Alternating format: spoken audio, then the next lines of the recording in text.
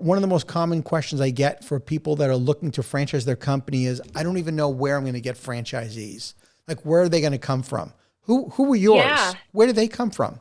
they come through the cracks, I swear. It's so so we did not initially work with a company to sell franchises. It wasn't something that I wanted to do initially Hmm. because I wasn't sure exactly how it was going to go. I didn't want to put myself in a position where we sold 30, 40, 50 stores right off the rip and had no idea how it was going to go.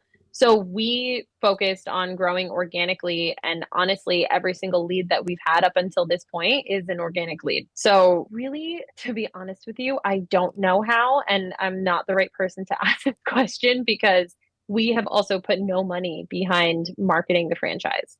I think for us, it was largely word of mouth, and it was people who were customers who also had some business experience, or honestly, the amount of, and it might just be our website, but the amount of people who will email us from out of state and just say, Hmm. hey, I came across your concept and I would love to learn more. We have them fill out like a franchise application form online. And Sure.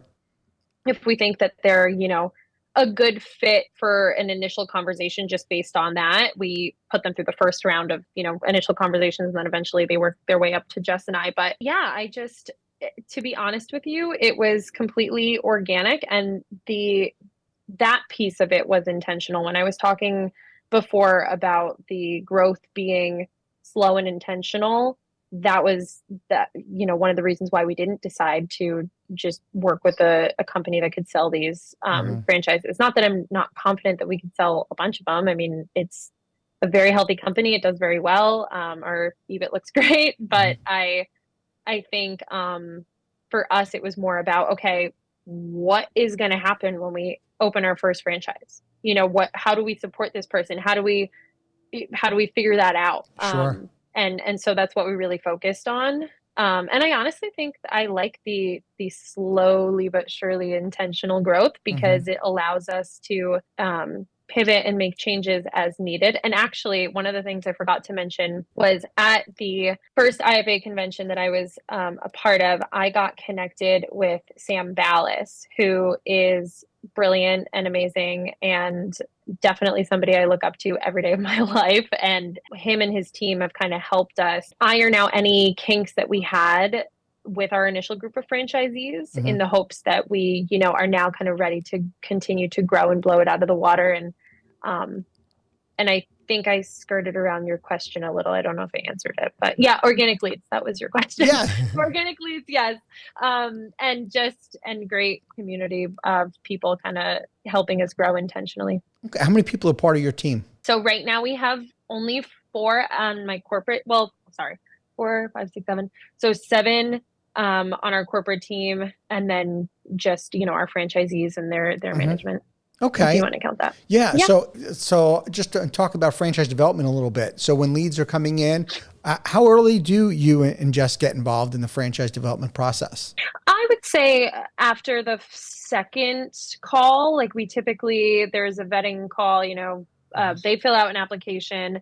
If their application looks good, it goes to the next step. They communicate with someone on our team. And then if that conversation went well, then Jess will have a conversation with them. And if that conversation goes well, then we'll all sit in on like a brand review call together. Hmm. So just a couple steps. It's nothing crazy right Okay. now. Have you thought about who's your ideal owner? Like, what traits do they need to be successful? Yeah, I've put a lot of thought into this and it's changed over the years. I think my ideal owner is somebody who understands food service Hmm. and, just fundamentally understands benchmarking in food service and just the big costs, and has some experience operating a food service concept. That's paramount. That's number one.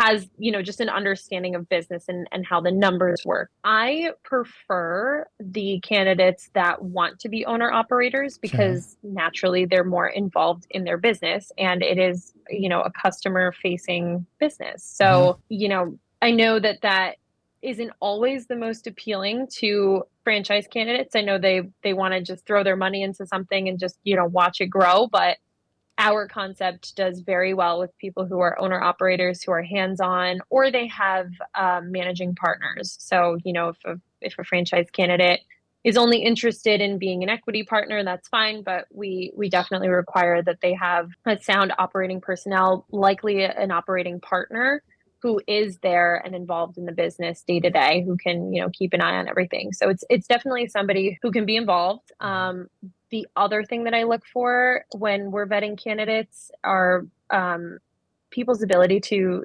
follow directions. So I'll ask a bunch of questions related to, when in their past life have they done something where they, in their career currently or whatever, where they follow directions, or they have helped a team member succeed, just like little things like that. Because I like to see that they're able to create kind of that team environment, follow directions. What is their organizational behavior like? That's important to us. And then the most ideal franchise candidates also prioritize health and wellness in their own life, because they become a brand ambassador for Bear Blends, right? They are the owners of their businesses, and they're representing a brand that is largely focused on health and wellness. And, as much as we all love cheeseburgers, it's not a good fit when you're selling smoothies and salads and you're trying to share all of that with people around you, and you don't personally believe in all of that, So I think for us, it's how does our candidate prioritize health and wellness in their own life. We actually have a franchisee who is a nutritionist by trade. And that individual didn't have a ton of business experience, but her passion that shined through when she was, applying to be a part of the franchise and ultimately working her way through the process was so incredible. And she's great with people, and she just loves being in her store every single day. And she really believes in the product that we serve, and she's successful. So it's, it's great to see things like that. Yeah. Your answer is so well thought out in terms of the profile now of who the franchisee is. I picked up though early on when you started to answer that, you said, well, it has changed. And again, I think, so I think back again to the person who's listening to this podcast that's maybe getting into franchising. Where was your head at? Who did you think was the right franchisee early on that turned out to be, no, it's now this, which is, again, is super detailed. And I can see that person now. That avatar is pretty well refined.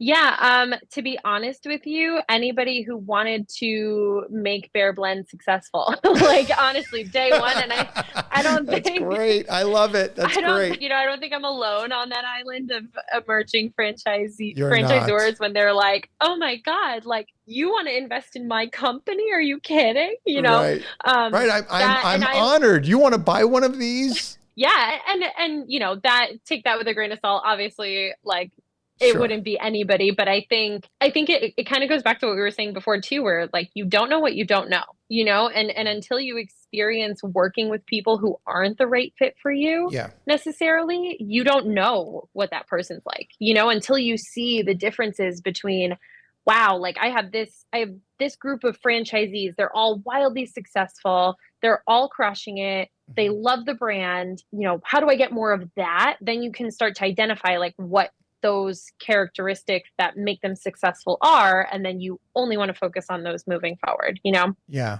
Yeah. Look, the way you described it is not unique. We've all been there starting out, right? We're just so excited that somebody wants to invest in our franchise.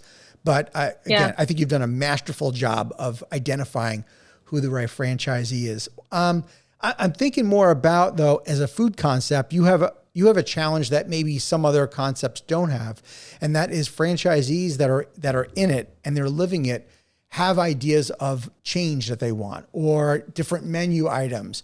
How do you navigate that as a co-founder where we are introducing or testing, but we still have to adhere to what the menu is? Yes, great question. Yes, we've experienced that in one way or another. I think for us, and one of the things that, one of my mentors kind of taught me was you have to operate from the mindset of ready, aim, fire instead of ready, fire, aim. And what that means to me is, when we come up with something that could be an LTO or something unique that our customers maybe haven't tried before, we vet it at a corporate level, and we have a very open communication with our franchisees and our managing partners.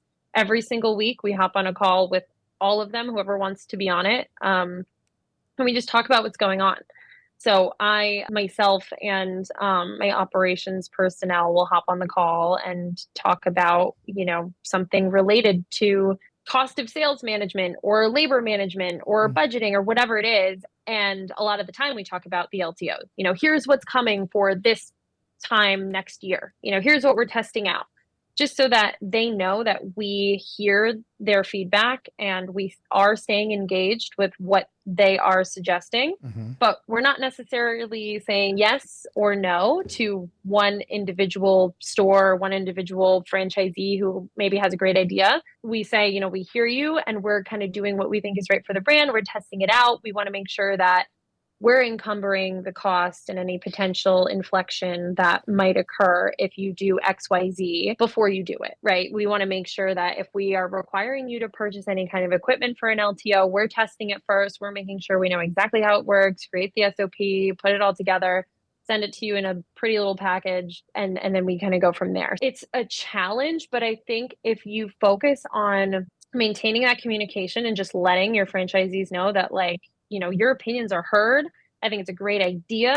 We'll try it, and they feel important just for being acknowledged. If their important idea is acknowledged, if it goes well through testing, there's no reason why we wouldn't adopt it, but there are definitely also times when they come up with ideas where we're just like, it's probably not going to work out.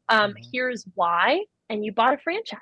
So it's tough, but we also, and when it comes to auditing the locations too, we go regularly to all the stores. We make sure that they're all in compliance, and so they can't really sneak too much past us. But I would say overall too, with our franchise system, we haven't had too much inflection there. We've definitely gotten a lot of feedback about, oh, what if we tried this and what if we tried that? Which is great. I don't mind. I actually like it when they come up with ideas, because that means to me that they're really engaged with everything that's going on. So I actually love it. But yeah, we haven't had nothing too crazy. We're a vegan, gluten-free company, and I haven't had a franchisee recommend that we start serving meat. So I'm good. Thank you for tuning into the Emerging Franchise Brands podcast.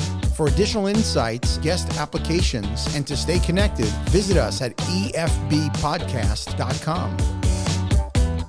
The Emerging Franchise Brands podcast is for entertainment purposes only, and the views expressed do not necessarily represent those of Emerging Franchise Brands, its host Frank Fiume, or Emerging Franchise Group, LLC. Any discussed franchise or investment opportunity requires thorough investigation, obtaining proper disclosure documents, and expert consultation before making any investment decisions. The podcast and its host do not offer professional advice or endorsements, and they hold no responsibility for actions, representations, accuracy, or consequential damages related to the podcast content.